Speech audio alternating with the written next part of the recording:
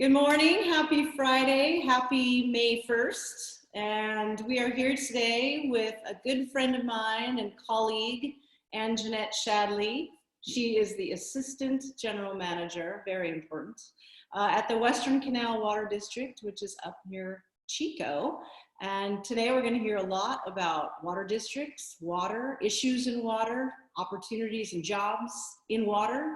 And that's a pretty important thing for the state of California, but of course throughout the country, great opportunities. And so we're thrilled to have Anjanette here today to talk more about all of the things going on with water districts in 2020.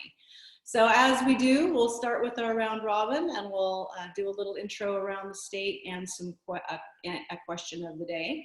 So today's question, which Joseph came up with, thank you, Joseph. And because we're in the water theme, is do you have a natural body of water near you? And if so, what is it? And what is your favorite thing to do, either with the water or at the body of water, one of the two? So Mary Kimball, Executive Director of the Center for Land-Based Learning, and we're pretty lucky here in Yolo County. We've got some great natural bodies of water, but my favorite is Poudre Creek, and kind of a little bit further up west from Winters. There's some beautiful spots along Poudre Creek to, my favorite thing is to just hang out in a chair with a picnic and get in and out of the water, go swimming. It's pretty cold. And take the dogs and have them go swimming too, and throw the stick and all of that good stuff for hours at a time. And we're getting to that point now because it's getting hot and it's the perfect time to go up to Poudre Creek. All right, Dana, you are up. Perfect. Well, good morning. I'm Dana Baker, the Tehama County Farms Leadership Coordinator, and I'm coming from Red Bluff. And up here, again, sort of like Mary, we have quite a few bodies of water, natural bodies of water. One, Sacramento River, is not even a mile as the crow flies from my house. And that's the closest one, but we also have a little lake called Whiskey Town that is really wonderful up a little further north near Redding. And kind of like Mary, my favorite thing is just to hang out by the water. I don't particularly love swimming, but sitting and watching my kids play in it is wonderful. And up here, there's a lot of trails near our rivers, and Sacramento River holds a ton of trails all over it. So taking the kids and riding our bikes next to it, because there's always just this nice, cool atmosphere around it and these breezes that come off of it. So just kind of enjoying the outdoors around it and watching the wildlife. Oh, another thing before I leave. Today's May 1st, guys. So it's the kickoff to our Chromebook incentive. So all you students that are on live right now, I'm so happy to see you. Thanks for being here. And those of you that are going to watch it after it is put up on our YouTube channel, please check it out. Don't forget to like the page, get in touch with your regional coordinator, and we'll get you your entries for today. Awesome. Way to go. Okay, Joseph. Good morning. My name is Joseph Montoya. I'm the Farms Leadership Coordinator for the Sacramento Valley.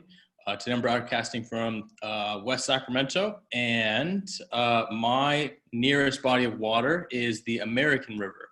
I actually grew up going rafting on it pretty much every 4th of July as a kid, as a teenager, as a young adult, and as the summer, gets really, really hot, anytime that it's over 95 or 100 degrees, for me, it was always a river day.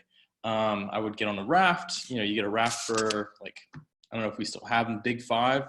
It'd be like $40. You jump on one of those, and that's the place to cool off consistently. And it, great place to get a tan, whatever. It's fantastic. The American River rafting, fantastic. Love it. Best memories. I love rafting on the American. That's a great memory, and hopefully can do it again sometime soon. Okay, Katie. Good morning. My name is Katie Wortman. I am broadcasting from Fresno. I'm the Central Valley Farms Leadership Coordinator. My favorite, I'm local to Fresno right now. There's Shaver and there's Bass Lake. But my favorite lake growing up was Pinecrest Lake, up in off the 108, I think. I don't even know. I just know how to get there. And my favorite activity when I was growing up, I would get up really early in the morning with my grandpa and we would go fishing. And then as I was getting older, we would hike around the lake. And I think it was about 3 miles around the lake. Gorgeous days always. And that's what I love the best. So hopefully soon we'll be able to get back out into Pinecrest. Agreed. That would be great. Okay, Romy. Good morning. My name is Romy Wattenbarger. I'm the Kern County Farms Coordinator here in Bakersfield. And I would say we have Pozo Creek that runs through our Glenville property up with our cattle and stuff. So I like to go there and just listen to the birds and the creek go and let my dogs run and swim through it. So that'd be my favorite. Yes. I want to go check that out someday. That sounds beautiful. All right, Anjanette, we're up. And again, I just want to really appreciate you joining us today. I met you, I think, in person first at a conference in Reno, which was for advocating, advocating.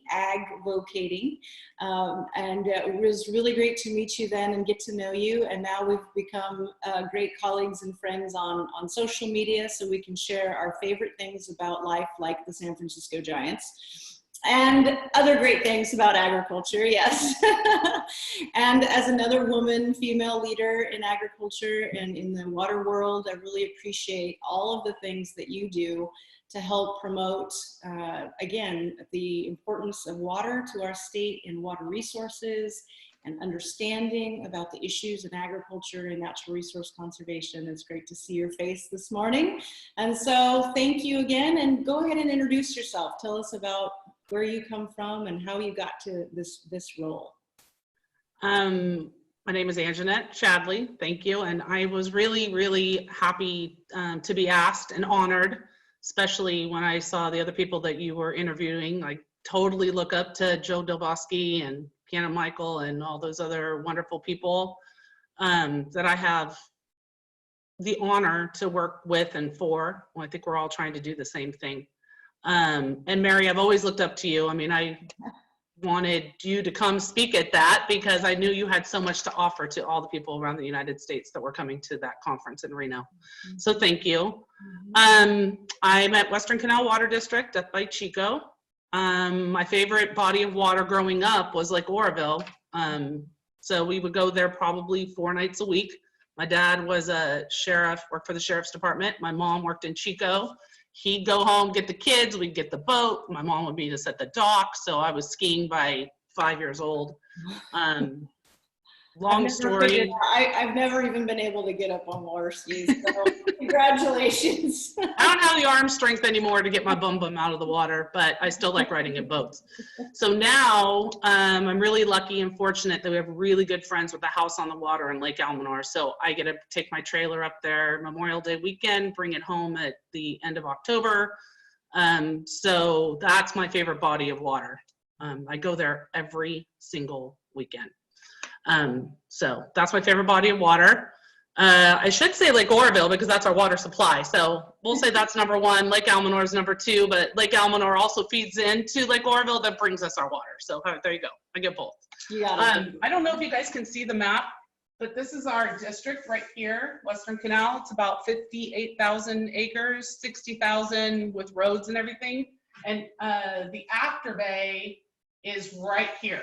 So that's hooked to Lake Almanor as well. So this again is Western Canal. Chico is about 15 miles to the north.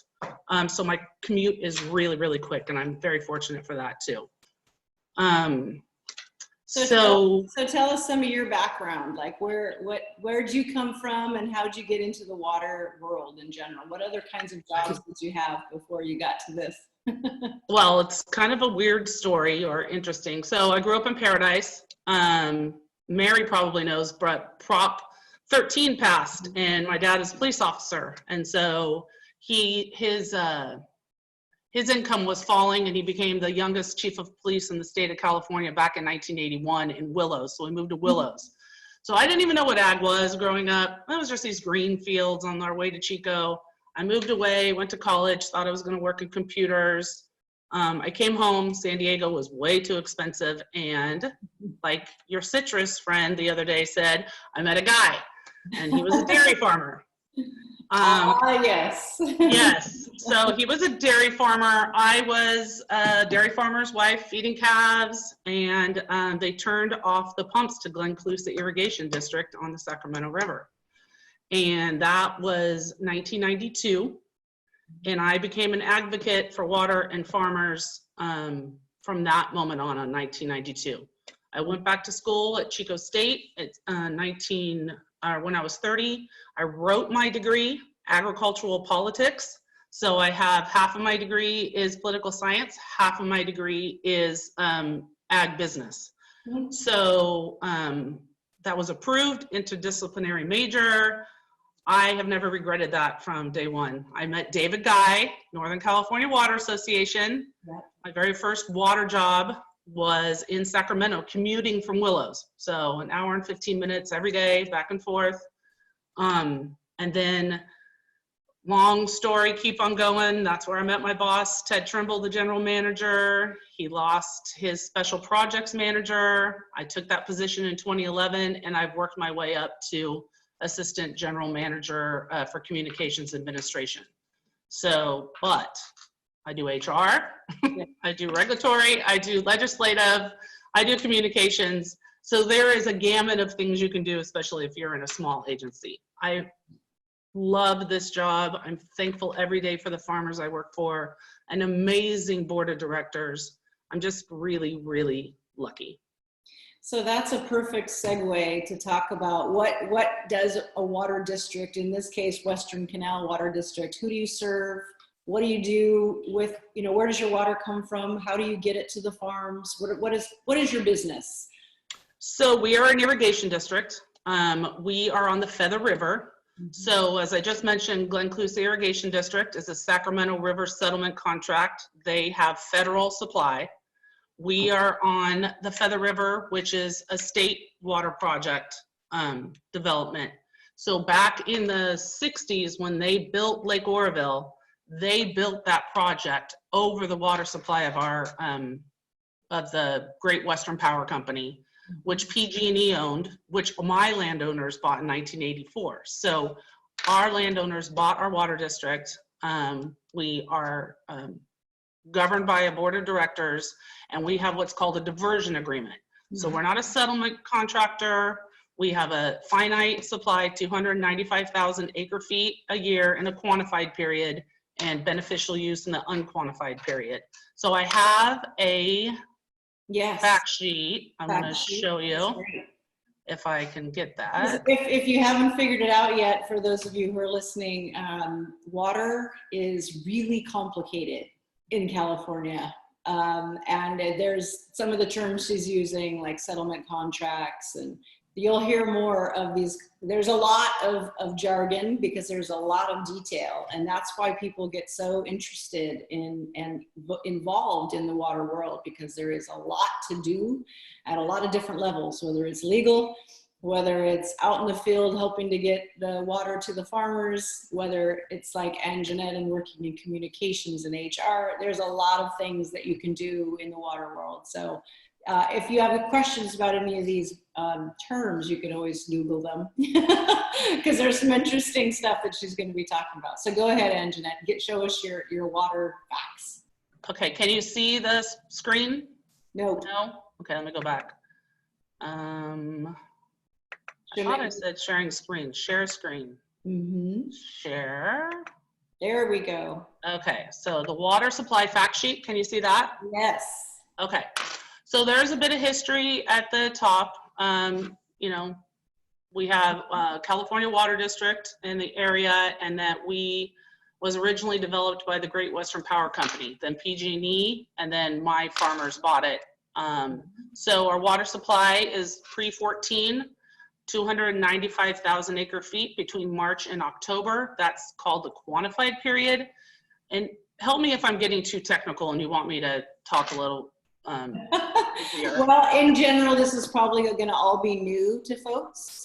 So if, you know, and you're right, there's a lot to describe. So even some of it, you can kind of go higher level if you'd like, and not get So this is what I put out for our landowners in 2015, when we were all in a drought, and we had not been cut back in very many years.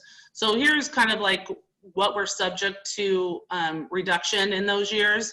And again, we have on the Feather River have a little bit different I don't want to say contracts. We have a diversion agreement with the state of California in perpetuity. So it can never not be in existence, I guess you want to say, until major laws got changed. So here's kind of like a little bit of history of forecasted unimpaired runoff. So Sacramento River this year didn't meet their 3.2 million acre feet that would have given them full supply. Ours is a 600,000 acre feet into Lake Oroville. So we met that, we didn't get cut back. We're very, very, very lucky. So how do we operate if there was a drought this year? It would be land idling, tailwater recovery pumps where you would pump the water back into your system for no loss, and then groundwater pumpers. The district doesn't own any groundwater wells, so we don't, you know, have people buy water from us and put it on their land, but they can make deals amongst themselves. So we are really, really, really lucky on that.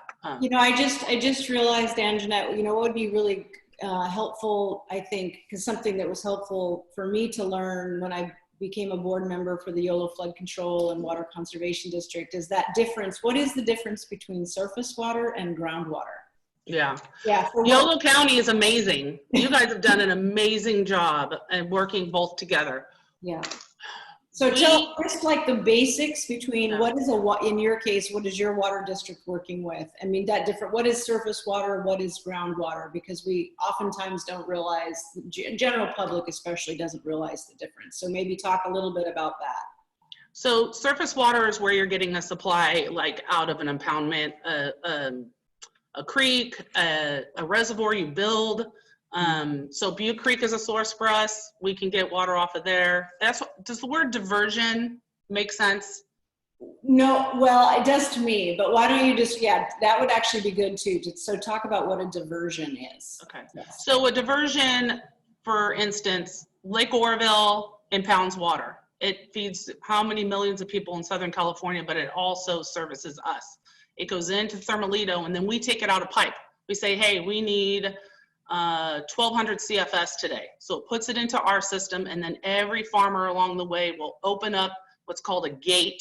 Just think of it as a big pipe, and then they put it into their field, and then that spreads on the land, and you get to grow crops.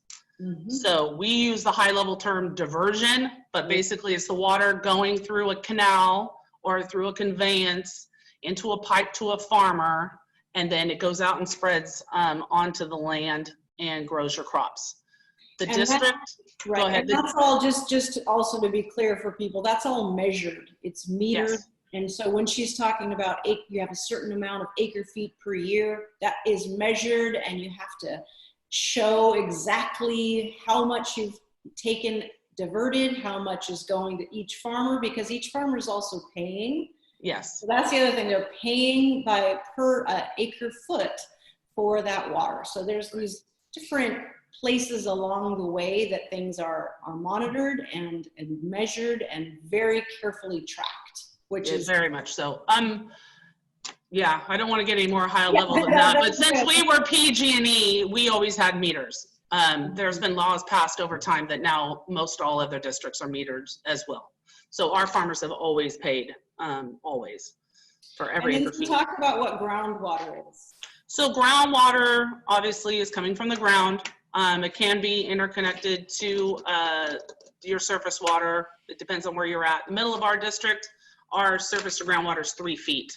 If you get farther out, it can be 50, which when you're looking at the San Joaquin Valley, as Romy is, you know, you guys are a lot farther surface to groundwater to pump that water up.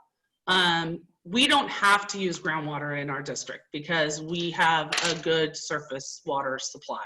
Yeah. And we are very thankful for that. And we know how fortunate we are. So groundwater laws, they govern it. It's what you can use on your land beneficially, grow crops or for birds, you know, for habitat. Wildlife.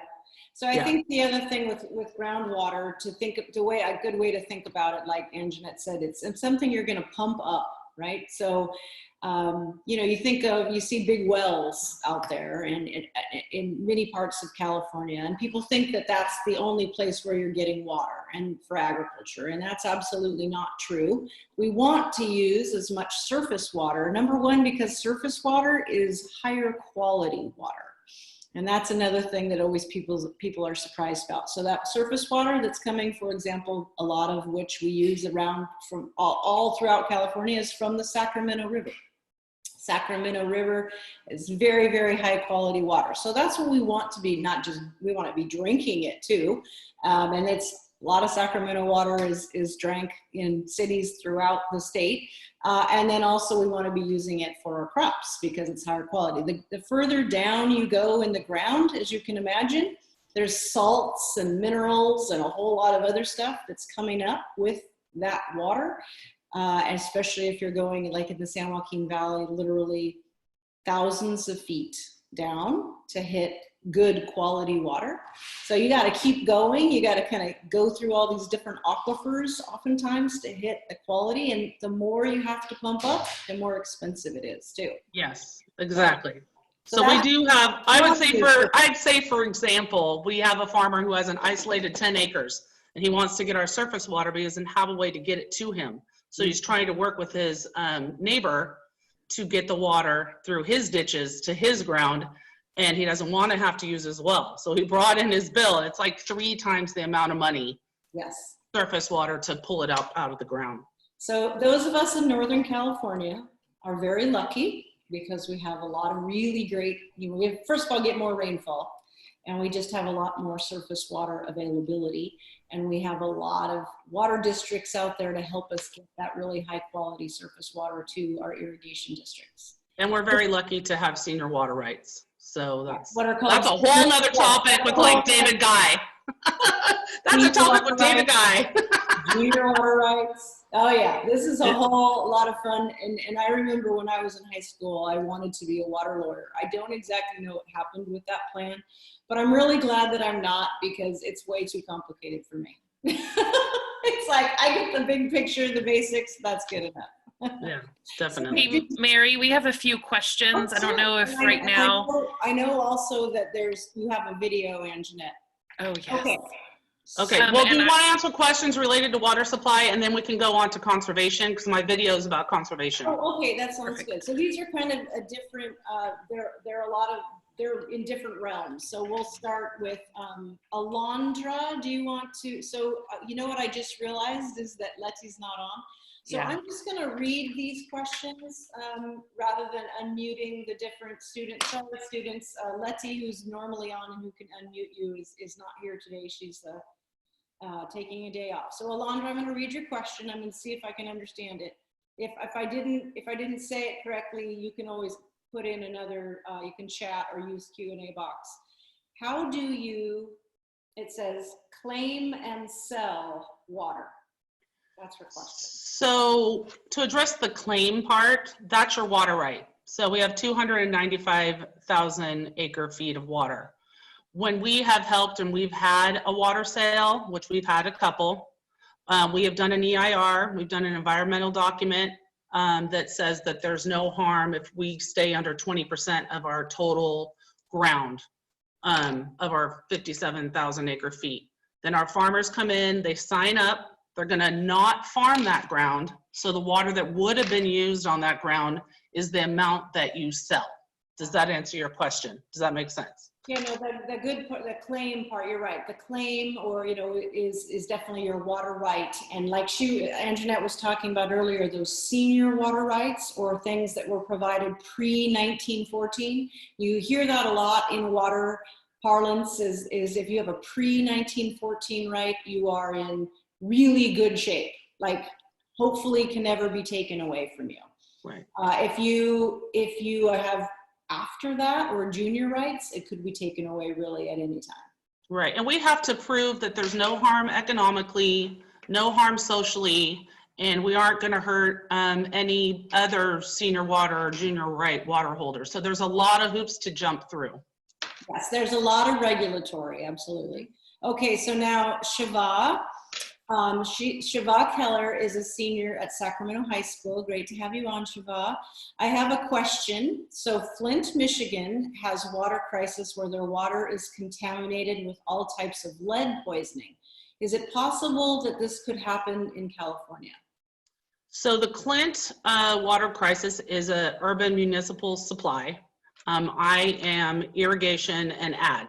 So I can't really speak to that, but I can tell you a very good source is ACWA, Association of California Water Agencies. They have a number of fact sheets, and it's acwa.com, and they have a lot of information on that. But I will tell you 100% that there are water quality reports that go out for municipal agencies. They're required to. They have to test them rigorously, just like we test our groundwater around here, for what Mary was saying earlier, to make sure for the salts and everything like that. So I would point you to aqua.com, and they have more information for you on that. Yes. And the State Water Resources Control Board Drinking Water Quality Program is right on top of all of it. Yes. I would say that, you know, we're definitely much more fortunate here. First of all, in most of California, cities are younger than a lot of the cities out in the Midwest. And we've also had a lot more regulation, environmental regulation in California than most of the other cities around the country. So the good and bad of regulation is that we are probably in much better shape when it comes to these kinds of things. Alondra has another question. Alondra's getting all of her points today. How do water carriers decide who gets more water? No, that's a good question. So water carriers, can I just clarify? Well, probably, I'm assuming what she's probably meaning is, Alondra, that's a good question. If you want to type in what you are thinking of is probably what water districts, I suppose, or maybe the regulatory side, you know, who gets more, how can someone decide who gets more water? Well, I could speak to the fact that on a regular year like this year, our water districts will, you can use as much water as you use for beneficial use. So you're growing a crop, we deliver the water, you pay for it at the end of the year. Glen Cluse Irrigation District, which my brother farms in, and my best friend does all the water applications over there, they were cut back 25%. So they had to leave out 25% of their ground, and then they do it on a per acre basis. I don't know exactly how Yolo County Flood Control and Water Conservation District does it, but the state itself, who gets to decide who has the water, that's all in our contracts and diversion agreements and many, many years of case law behind I was going to say lawyers get to decide that. Lawyers, I should say judges. Judges. Right? I mean, really, in the end, more or less water is utilized, it goes through the courts. Yeah, and Mary could have a whole nother session on voluntary agreements related to who gets what. Yeah. I'm not going to get into that. Me neither. Okay, so why don't we shift, Anjanette, to your video to talk about the conservation work that you guys and many other water districts throughout the state do as well.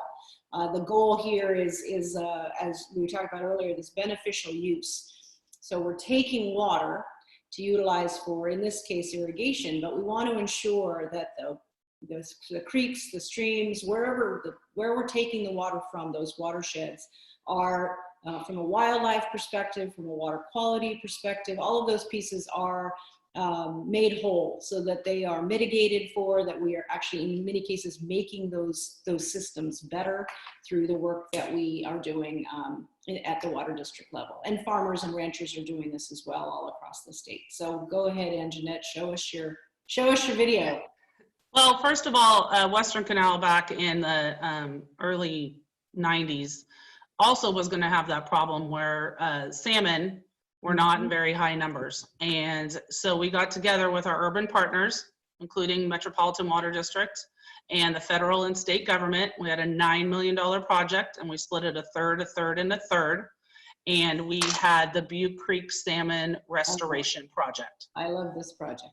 Yes, so do I. So this, what I say, was the very first voluntary agreement. It was the first time we didn't fight. We didn't go to court. We got together and we found a solution, working with the scientists, working with the farmers, working with local government. And this is just absolutely amazing. And so I have a video because we're also starting another project, we have been in the Yolo Basin trying to grow fish in the rice fields. Yep. Not to complicate matters more, but we have rice fields that we decompose that rice that the birds love. So we have restored the Pacific Flyway here in the Sacramento Valley, which the California Rice Commission has more information on. I'll write it in the chat or the question in A later for some more resources for you. But I'm gonna start a video. It's pretty long, so I'm just gonna find a good spot to cut it off, but I think it'll be good. Yeah, it's a beautiful project for sure. Sorry, I gotta find it because now that thing's Takes here. a Here we little go. Here we go. There we go.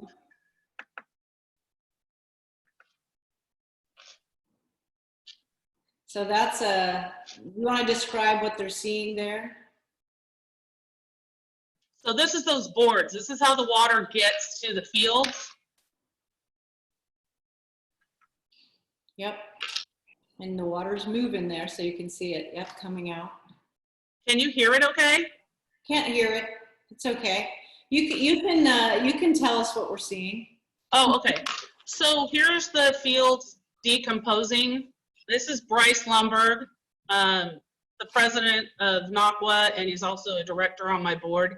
He's talking about how much we can do here on the lands that bring the birds back from the Pacific Flyway. How do you get the voice?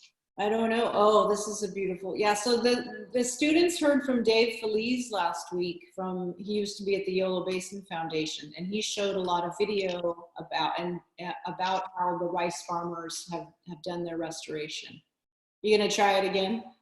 Yeah, hold on. It's so pretty though. I mean, just seeing all the video without the noise, without the sound is fine too. So I don't know what the trick is. That's okay. We should have tried that a little bit before, but you know what we can do, Anjanette, since we're hitting up against 11 is, you know what we could do is if you send us the link to that video, we can share it with the students. We get information out to all the students pretty much at least once a week, if not more than that. And they can watch that on their own, because you're absolutely right. It's like a 15-minute video. It's really good. And it's so beautiful. All of the different kinds of restoration and conservation projects you guys have done to bring back the salmon. Right. And it's incredible to see them. And so why don't we do that? And that'd be better. That way you get people can watch the whole thing, and our staff can watch the whole thing too. I think it's amazing. And then share. Share. Yes, please do. Well, I think that's a great place to end. It's hard to cover water issues. It is, and I'm sorry I talked a lot of jargon. I'm sorry. No, that's the way it goes. I mean, that we all talk jargon, right? I mean, part of this is about learning new things, and it's like, I don't know what that means. I'm going to look it up, right? Yeah. So we encourage everybody to do that. If you heard something today, you want to know a little bit more about it, that's kind of the amazing thing about that we have Google. Yeah, and Water Education, Water Education Foundation has an amazing resource, which is Water 101. Northern California Water Association has the NACWA Water Leaders Program every couple years, which is a tremendous resource. ACWA, the Association of California Water Agencies, I'll send that video that kind of goes through all the different jobs you can do in water. Yeah. A lot of us do internships. I have an engineering internship. It'll be my 5th or 6th one this summer. So look for opportunities if you are interested in going into water. Reach out to me. I have contacts everywhere, and I'm more than happy to help anyone. Yeah, that's actually a really good point, Anjanette. For folks who are interested in internships on the water side, it's true. The water districts throughout California have internships. A lot of them Paid. A lot of them have paid internships. paid. And so Anjanette knows them all because she's a communications person and she works with everyone. And she can tell you, oh, you're in Kern County and you're in, you know, Bakersfield. Here's your local water district and here's who you should talk to. Okay. Yes. So whether it's coordinators or students out there who are listening, who are really interested in internships, Anjanette's your person. So we will get that information out to you. We will also on the YouTube video. Your email will be posted too, Anjanette. I hope that's okay with you. Oh yeah, totally. Okay, so people can get a hold of her, and she is a myriad of networks. So Thank you, Mary. thank you. Thanks so much. I really appreciate it. Go Giants. Whenever Yes, go Giants! start up again. Go Giants. Happy Orange Friday. That's right, Orange Friday. So, Katie, it's still Orange Friday. I don't care if it's on or not. That's awesome. I appreciate that. I needed that laugh. That was great. Thank you. Okay, thank you. Have a good day. Bye. Bye. Bye.